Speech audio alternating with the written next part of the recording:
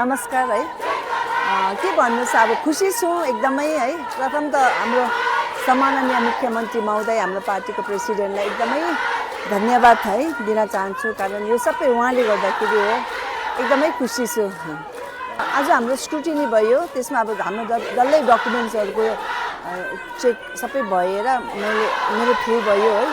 र 4 तारिकसम्म 4 तारिक 3 बजीसम्मको अब लास्ट हामीले सर्टिफिकेटहरू रिसिभ गर्नुको लागि त्यहाँसम्म टाइम दिएको छ।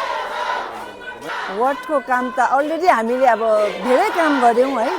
र अझै पनि धेरै काम गर्ने अब मोटामोटी काम त पुरा गरेकै छौँ है। अझै पनि राम्रो काम गर्नेछौँ है। विशेष म मेरो डेभलपमेन्ट वार्डको सम्पूर्ण आमा बाउ दाजुभाइ दिदीबहिनीलाई धन्यवाद दिन चाहन्छु है।